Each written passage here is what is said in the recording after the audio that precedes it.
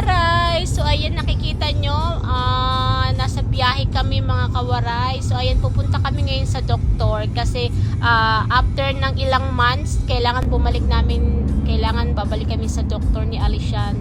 So ayan mga palangga, parang 15 minutes or 10 minutes lang yata tumula sa bahay namin. Tapos ayan yung height center mga langga. Malapit na mall dito sa amin. 'Di ba? Parang hindi siya kalakihan, guys. May mas malaking mall pa yung dito malapit din sa amin. Pero usually dito kami minsan nagpupunta. Ayan, sa Hyde Center. So ayan guys, kasi parang yung last na punta namin sa hospital, parang hospital sa clinic is 1 year and half yata. Tapos sa booklet kasi niya nakalagay doon kung kailan kami babalik. So ayan, bumalik kami kasi nakalagay doon 22 months dapat babalik kami. So ayan, nandito na kami guys. So ayan.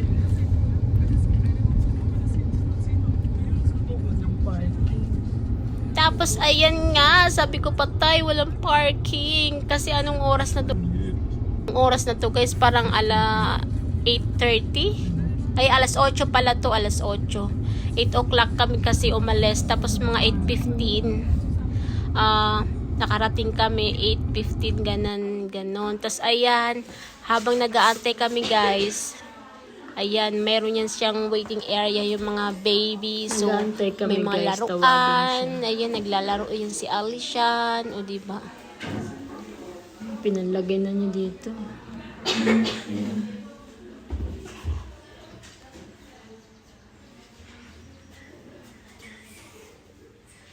Ito yung waiting area nila. Tapos dito guys, kahit na wala kang termin, parang pupunta ka lang dito. Tapos yung lagi kami nag-aantay, mga 30 minutes lang. Tapos yun, tinatawag na kami. So kaya hindi na kami minsan nagpapatermin, nagpupunta na lang kami dito. Lagi na lang siya. Put this one.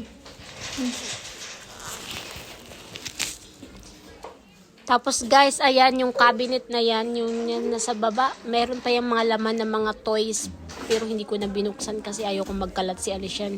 Kasi mga may tatawagin na din kami niyan eh.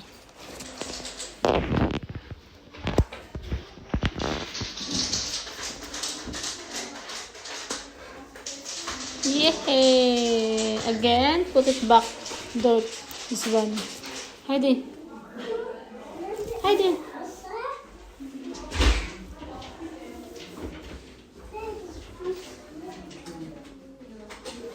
Heidi, look ka. Put this one. Door.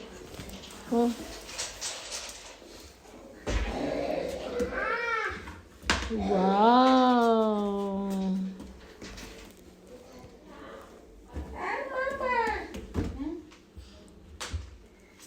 Yay!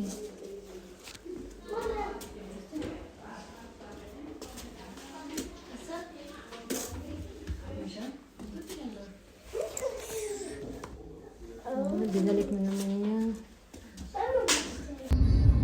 So ayan guys, malapit na kami sa bahay namin. So ayan nga, mga after 30 minutes nga lang kami nag-antay. Tapos tinawag na kami, tapos mabilis lang siya, chinek lang si Alishan. Tapos ayan, malapit na to sa amin kasi nasa Hyde na kami. Ganun lang siya, mabilis lang yung dito guys. Tas libre. Bye bye!